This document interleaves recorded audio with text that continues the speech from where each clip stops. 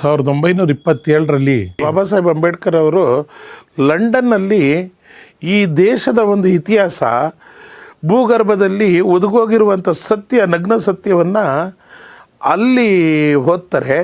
ಓದಿದಾಗ ತುಂಬ ಆಶ್ಚರ್ಯ ಆಗುತ್ತೆ ಅವ್ರಿಗೆ. ಏನಪ್ಪ ನಗ್ನ ಸತ್ಯ ಅಂದರೆ, ಭಾರತದ ಇತಿಹಾಸದಲ್ಲಿ ಎಲ್ಲೂ ಕೂಡ ದಾಖಲಾಗದೇ ಇರುವಂಥ ಒಂದು ಸತ್ಯ ಆ ಬ್ರಿಟಿಷ್ನ ಸೇನಾಧಿಕಾರಿಗಳು ಬ್ರಿಟನ್ನಲ್ಲಿ ಬರ್ಕೊಂಡಿರ್ತಾರೆ. ಅದು ಏನಪ್ಪ ಸತ್ಯ ಅಂದಾಗ,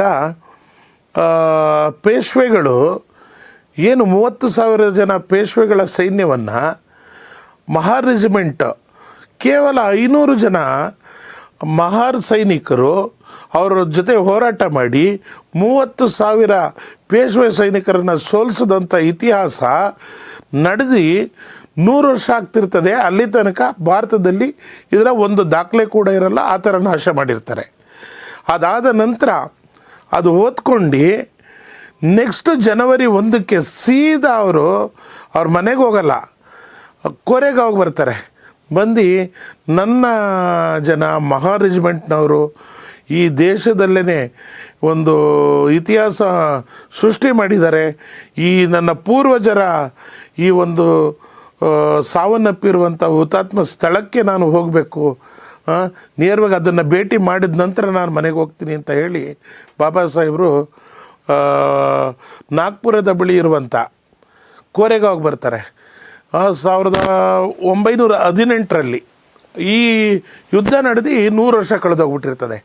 ಆಗ ಬಾಬಾ ಸಾಹೇಬ್ರಿಗೆ ಬ್ರಿಟಿಷ್ನಲ್ಲಿ ಒಂದು ಪುಸ್ತಕ ಓದಬೇಕಾದ್ರೆ ಈ ನಗ್ನ ಸತ್ಯ ಗೊತ್ತಾಗ್ತದೆ. ಇದು ಅಲ್ಲಿ ತನಕ ಭಾರತದಲ್ಲಿ ಯಾವುದೇ ಒಂದು ಪುಸ್ತಕದಲ್ಲಾಗಲಿ ಯಾವುದೇ ಒಂದು ಇತಿಹಾಸದಲ್ಲಾಗಲಿ ಎಲ್ಲೂ ಆ ದಾಖಲೆ ಇರೋದೇ ಇಲ್ಲ. ಆಗ ಬಂದು ನೋಡಿದಾಗ ಅಲ್ಲಿ ತುಂಬ ಗಿಡಗಳು ಅವು ಇವು ಪೊದೆಗಳು ಬೆಳ್ಕೊಂಡು ಒಂದು 65 ಅಡಿ ಉದ್ದದ ಎತ್ತರದ ಒಂದು ಸ್ತಂಭ ನಿಂತಿರ್ತದೆ. ಅದು ಮಹಾರ್ ರೆಜಿಮೆಂಟ್ನಲ್ಲಿ ಹತರಾದಂಥ ವೀರ ಯೋಧರ ಜ್ಞಾಪಕಾರ್ಥ ಸೃಷ್ಟಿ ಮಾಡಿದಂಥ ಕೋರೆಗಾವ್ ಸ್ತಂಭ ಆಗಿರ್ತದೆ. ಅಂದಿನಿಂದ ಬಾಬಾ ಸಾಹೇಬರು ಪ್ರತಿ ವರ್ಷ ಯಾವುದೇ ದೇಶದಲ್ಲಿರಲಿ ಜನವರಿ 1ನೇ ತಾರೀಕು ನಾವು ವರ್ಷದ ಸಂಭ್ರಮಾಚರಣೆ ಮಾಡಲಿಕ್ಕೆ ಹೋಗ್ತೀವಿ. ಅವರು ನೇರವಾಗಿ ಮಹಾರ್ ರೆಜಿಮೆಂಟ್ಸ್ನ ವೀರ ಯೋಧರಿಗೆ ಸಂತಾಪ ಸೂಚಿಸಲಿಕ್ಕೆ ಜನವರಿ 1ನೇ ತಾರೀಕು ಕೋರೆಗಾವ್ಗೆ ಬರ್ತಿದ್ರು ಅನ್ನೋದು ಬಾಬಾ ಸಾಹೇಬರಿಂದ ಜಗಜ್ಜಾಹೀರಾಯಿತು ಅನ್ನೋ ವಿಚಾರನ ನಾನು ಇಲ್ಲಿ ತಿಳಿಸ್ಲಿಕ್ಕೆ ಇಚ್ಛೆಪಡ್ತೀನಿ.